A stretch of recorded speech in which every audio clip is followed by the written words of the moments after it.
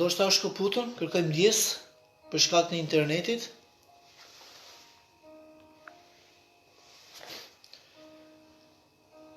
Patëm shkëputje në internet, ju kërkoj ndjes. Okej, mirë se erdhëm përsëri. Le të vazhdojmë.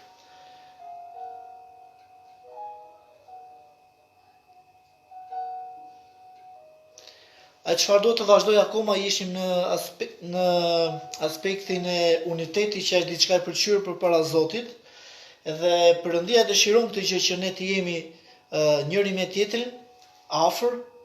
Perëndia dëshiron këtë gjë që ne të vazhdojmë së bashku me një mendje të vetme, me një dëshirë të vetme, dhe uniteti është diçka e pëlqyer dhe një parfum e mirë përpara Zotit.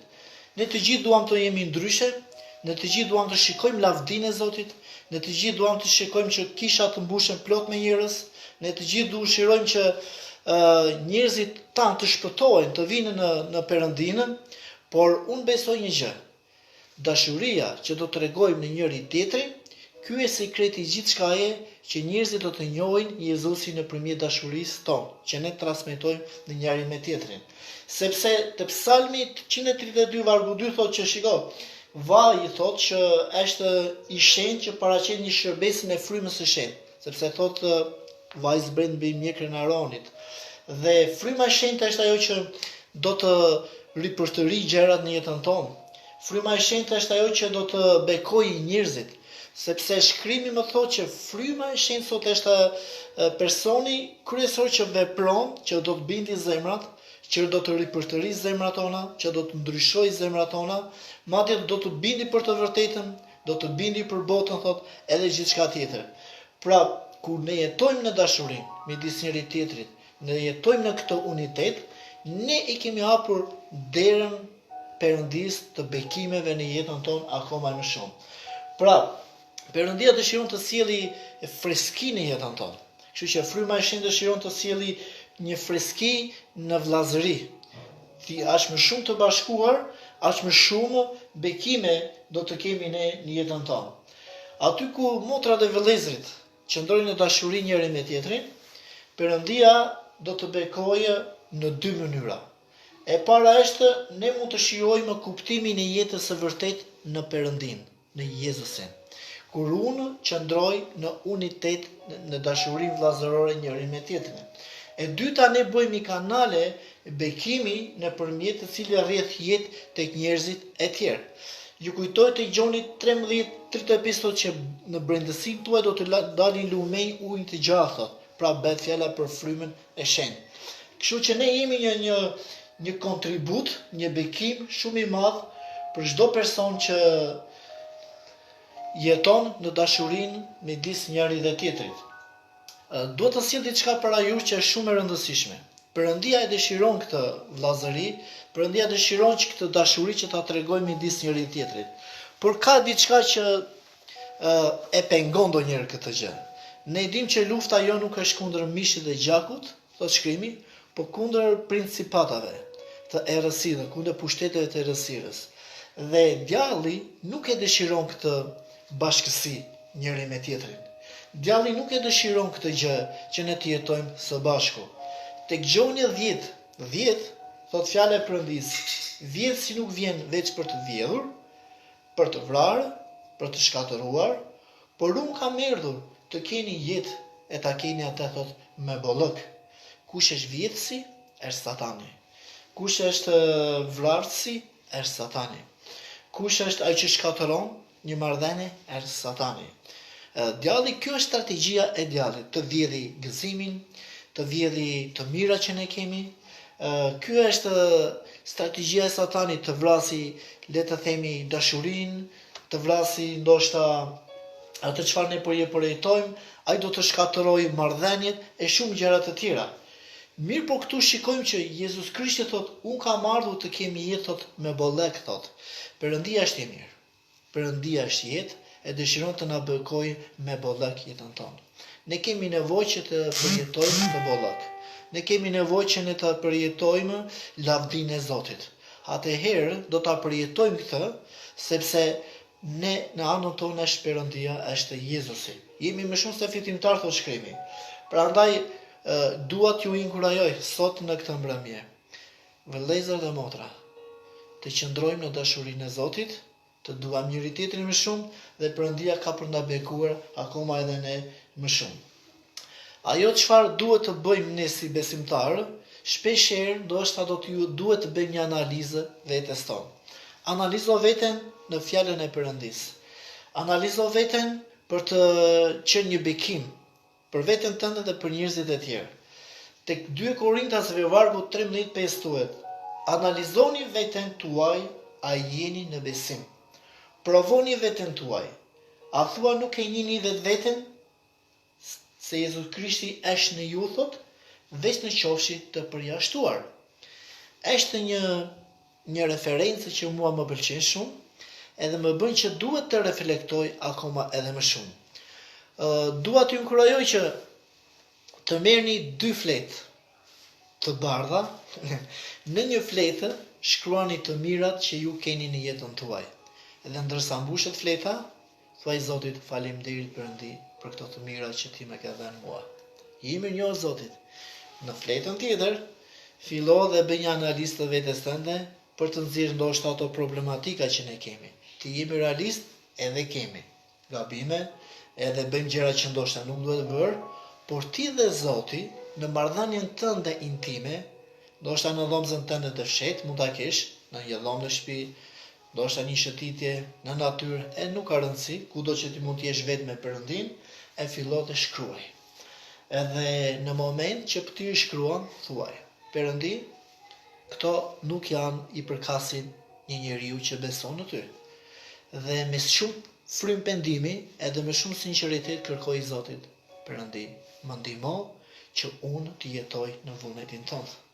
Edhe nëse ka diçka për të thënë më fal, thuaj Zotit më fal.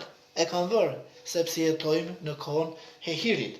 Shkrimi më thot që analizoni veten tuaj, a jam në besim, thot.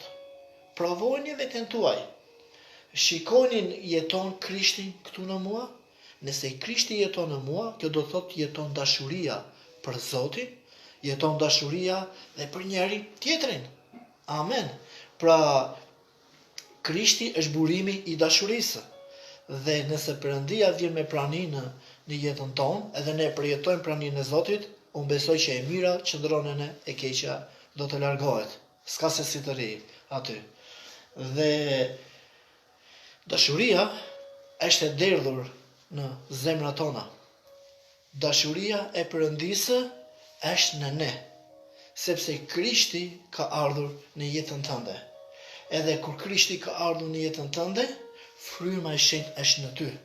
Edhe ajo jeton me dashuri në jetën tënde. Pra Romakët 5:5 thot shkrimi: po shpresa nuk të pro, thot fjala e Zotit. Kush është shpresa? Është Zoti. Zoti është Perëndia i suksesit. Zoti është Perëndia që na merr në një lavdi dhe na çon në një lavdi tjetër. Zoti është Perëndia që të transformon jetën tonë. Perëndia është Zoti që vërtet sjell një frymë të re në jetën tonë. Sepse dashuria e Perëndisë sot është derdhur në zemrat tona, thot shkrimi. Me anë të frymës së shenjtë që na është dhënë. A kuptojmë që dashuria e Zotit është e derdhur në zemrat tona, jeton në ne, me anë të frymës së shenjtë. Jezusi jeton në mua, do të thotë që ka derdhur dashuri këtu në jetën time. Faleminderit Zot që ti ke derdhur këtë dashuri. Dhe sot un jam krenar që të dua ty, jam krenar dhe për të jetuar ashtu si do ti. Këtu duket qartë që këtu nuk ka një shpresë, le të themi si e botës, që thon vdesja e fundit, por një shpresë e gjallë. Dhe me anë të frymës së shenjtë na është derdhur dashuria e Zotit. Inkurajimi që unë sot kam për ju: Perëndi, mbushe zemrën time me dashurinë tënde nëpërmjet frymës së shenjtë akoma më shumë në jetën time. Dhe unë, nëse e kërkoj këtë gjë, Perëndia ka për ta derdhur këtë dashuri akoma më shumë. Ardhur koha mendoj që duhet të duam njëri tjetrin me dashurinë e Perëndisë. Ka ardhur koha që të themi Zotit me shumë përulësi: Perëndi, na përdor për lavdin tënde. Ka ardhur koha që sot ne të përjetojmë dy marrëdhënie të fuqishëm. Marrëdhënien vertikale dhe marrëdhënien horizontale njëri me tjetrin. Dhe dashuria është shumë e rëndësishme, është ajo themeli i jetës e një besimtari. Nëpërmjet këtij themeli, dashurisë së Perëndisë, ne jetojmë dhe veprojmë, shërbejmë. Dhe dashuria është themeli për një besimtar, sepse do t'i bëj gjërat në emrin e Zotit. Dashuria e Zotit është që do na shtyjë për të bërë vullnetin e Perëndisë. Nëse unë dua diçka, do të bëj diçka. Nëse nuk dua, unë nuk mund të bëj dot asgjë.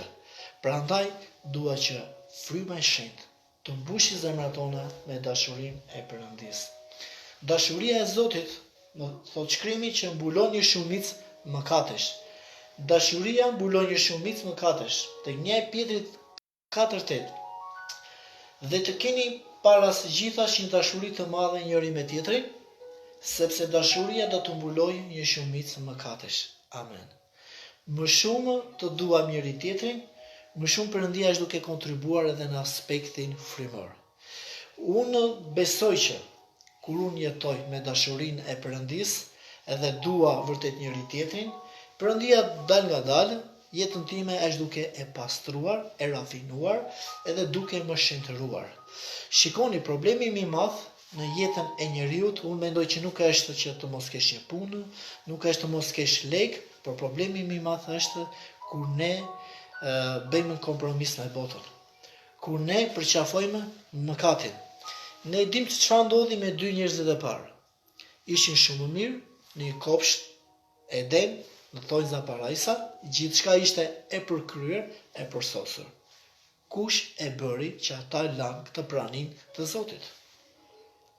Mëkati, mosbindja ndaj Zotit. Ata nuk ju bindën Zotit, por u mbytën zërit e ligut.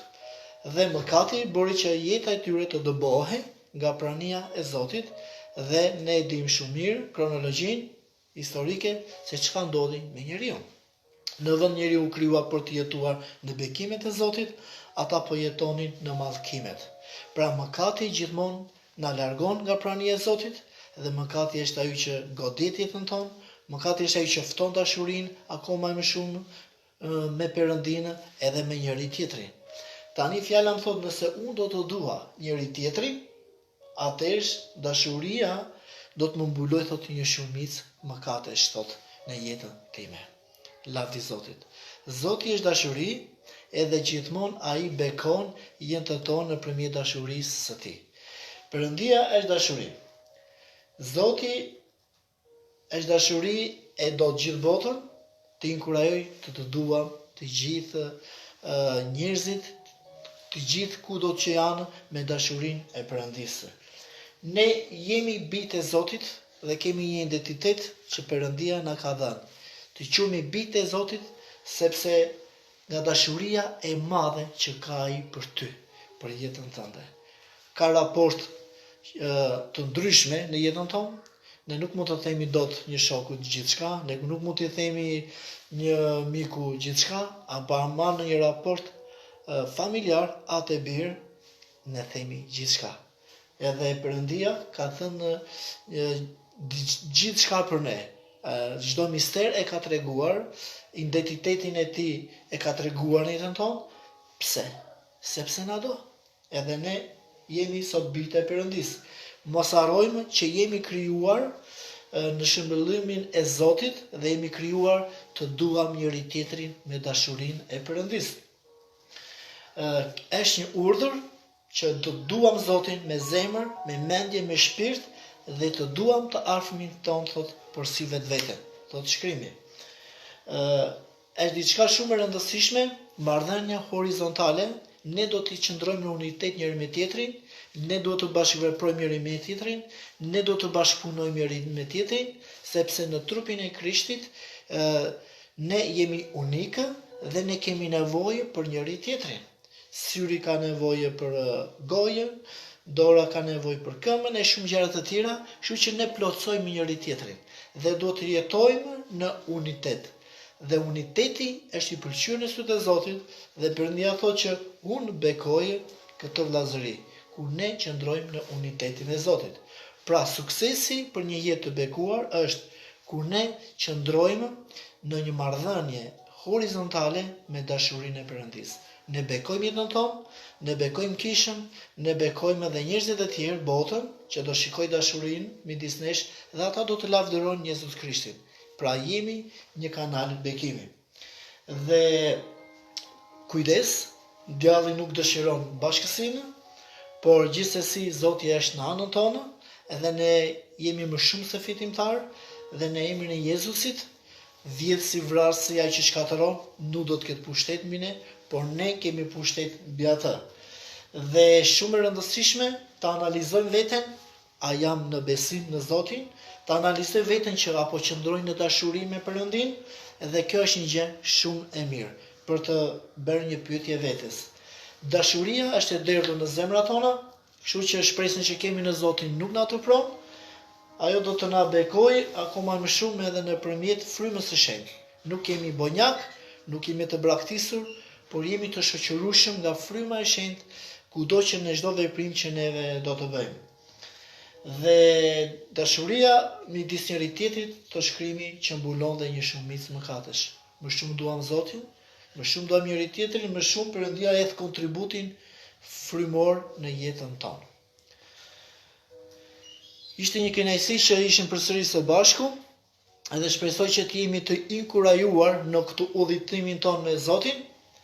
Dua që ta përfundojmë një lutje, të bekojmë njëri tjetrin, të duam njëri tjetrin me dashurinë e Zotit. Le të lutemi edhe le të kërkojmë që fryma e shenjtë që jeton në ne, ka derdhur dashurinë në zemrat tona, të na mbushi me dashurinë e Perëndisë akoma edhe më shumë. Të derdhet që ne të përjetojmë bekimin e Zotit dhe bota të shohë lavdinë e Jezusit në jetën tonë me dashurinë që do t'tregojmë njëri me tjetrin. Faleminderit Jezus që ti na ke drejtuar në këtë mbrëmje me fjalën tënde, edhe faleminderit Zot Jezus që ti na do me dashurinë tënde. Zot Jezus, unë kërkoj prej teje që me frymën tënde të shenjtë ti do bekosh jetën tonë, Zot.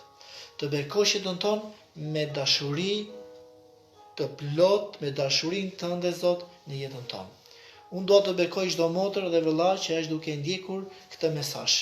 Edhe ka dëgjuar këtë mesazh, unë dua që Perëndia im të jetojmë në vullnetin tënd, Zot. Dua që marrëdhënia vertikale unë dhe ty, kisha të doj ty, Zot, të ngrej lart, të lavdëroj ty. Dhe unë dua që Perëndi kisha në marrëdhënien dhe horizontale të doj njëri tjetrin me dashurinë tënde. Ne sot pranojmë këtë realitet, këtë fjalë në jetën tonë. Dhe sot në emrin tënd Jezus, unë lutem që dashuria jote do të jetë kaq e lavdishme, kaq e prekshme, kaq e dukshme në ne edhe në jetën e njëri tjetrit.